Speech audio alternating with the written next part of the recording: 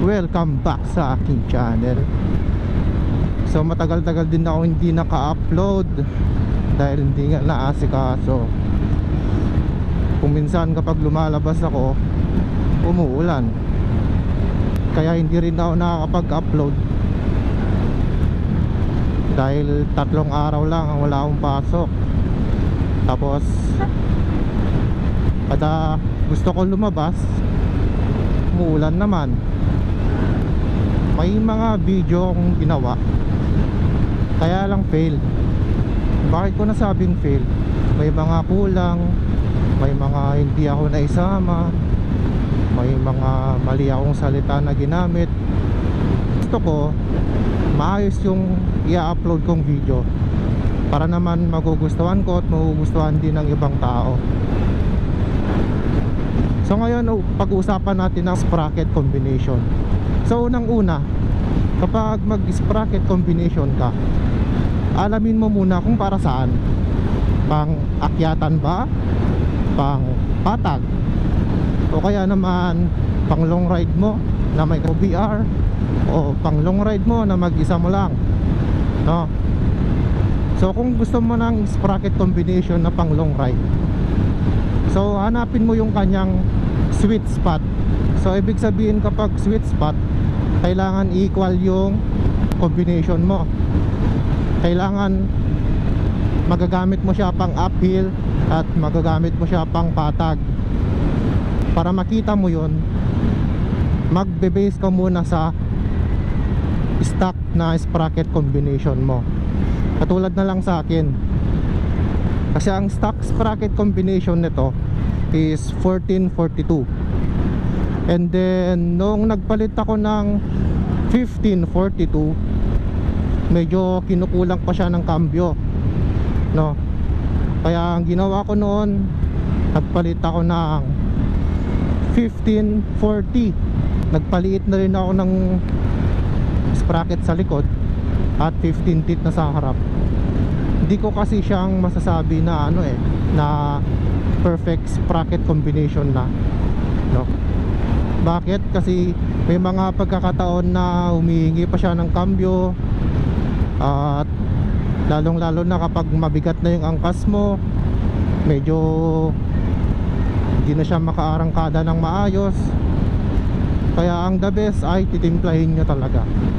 So tulad ko, nung tinimpla ko tong sprocket combination ko, nakabumili ako ng 2 front sprocket at 1 rear sprocket.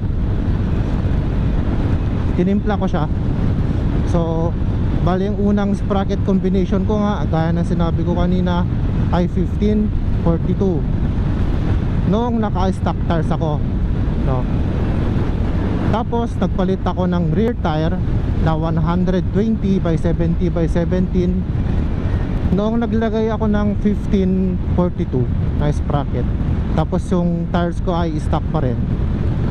Humihingi pa siya ng cambio niya no? Humihingi pa siya, so medyo kulang-kulang pa. Ngayon magdadagdag ka dun.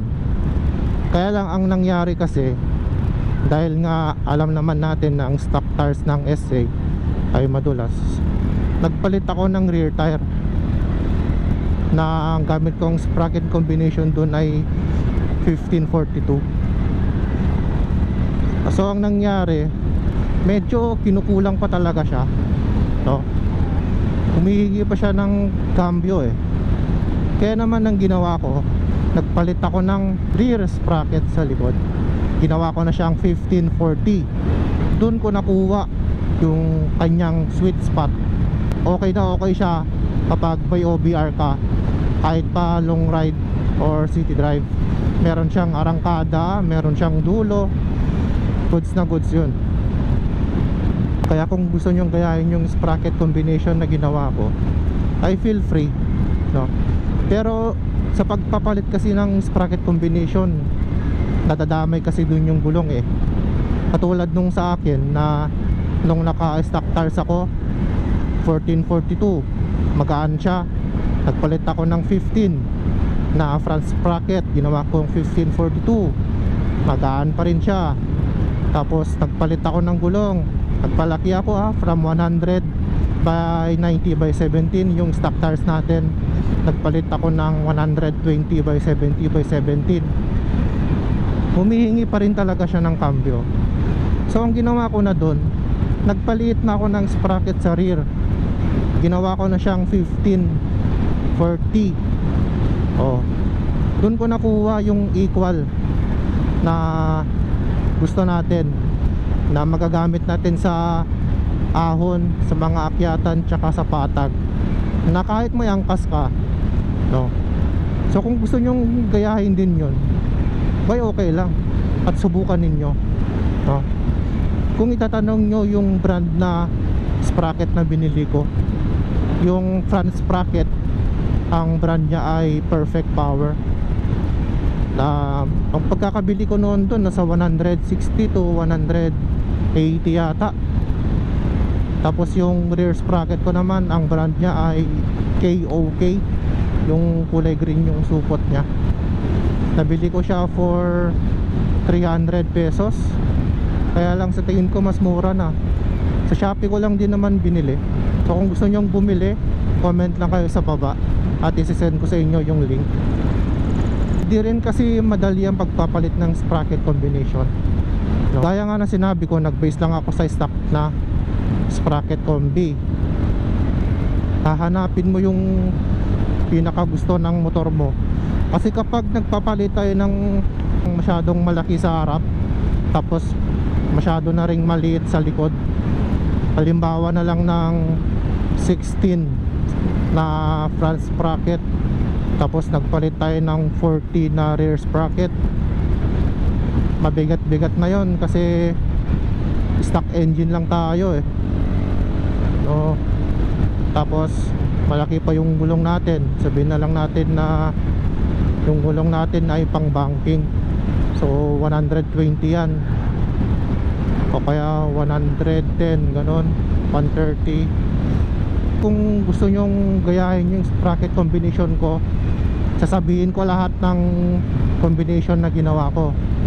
So unang-una, stock tires muna tayo. Ang ginawa ko dati 1642. Ngayon hindi pwede dahil masyadong mabigat, hindi kaya ng makina.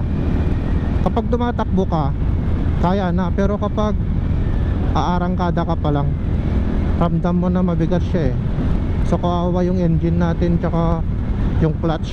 Syempre kokontrolin natin siya Ang sumunod doon yung 1542 pa rin. So doon medyo kinukulang pa siya nung naka-stock tires ako. Mahingi pa siya ng cambio, pero pwede na, no? Sa akin kasi bibihira lang akong may OBR tsaka bibihira lang din ako nakapag-ride ng malalayo. Nagra-ride ako mga 100 to 150 kilometers lang. So doon sa sprocket combination na 1542, okay na okay yun kung araw-araw kang may sakay, araw-araw kang merong angkas. Okay na sprocket combination yun. Kung halimbawa naman na bihira ka lang may angkas, I suggest na mag 1540 ka. Hindi na sobra at kulang yun. Kaya-kaya ng makina natin na all stock 1540. So yun ang ginamit ko dati, 1540. Ngayon kasi naka 1542 ako dahil meron kaming gaganapin na long ride from Tuguegarao City to Vigan, Ilocos Sur. 400 kilometers din kasi yon. Tsaka meron akong angkas plus naka-top box ako, so mabigat-bigat din, kaya gusto kong hindi stress yung makina. Ayoko naman na pa-stressin to kasi nga air cooled lang ito. Mabuti sana kung mayroon siyang oil coolant para kahit may stress siya ay iwas siya sa overheat. At ayun lang, kung tulad ng sinabi ko, mamimili ka na lang dito sa tatlo. 1440, 1542 at 1540.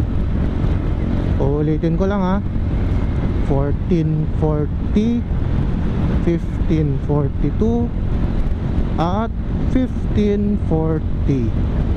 Mamimili ka na lang dun sa tatlo.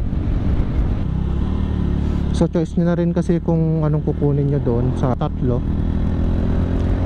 Yung una, yung 1440 ay okay to pang daily at may OBR ka. Pwede rin siya pang long ride, may dudulo din yan. Tapos dito naman tayo sa 1542. Okay na okay to pang long ride. Ito nga ang gamit ko ngayon, magaan siya at saka may dinudulo. Gaya nga na sinabi ko, itinimpla ko talaga. May mga sprocket akong hindi nagamit kasi hindi maayos eh. Hindi maayos yung performance niya.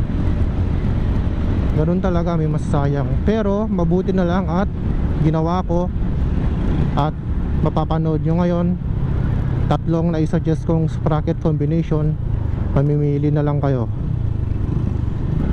At kung itatanong nyo yung kadena na ginagamit ko ngayon, kasi hindi na ako naka-stock na kadena eh. Nag 13,000 na rin kasi yung motor ko. So base sa owner's manual ng motor natin is 12K. Kaya nagpalit na ako ng lahat-lahat. Ang chain na ginagamit ko ay DID. DID ang brand. So kung may budget kayo, pwede nyong bilhin ang RK Gold. So nagkakahalaga yun ng nasa 1,000. Mahigit, no? Depende siguro sa shop na pagbibilhan ninyo. Yung sa akin kasi sa Shopee ko lang binili. Nagkakahalaga siya ng 600 pesos yung DID.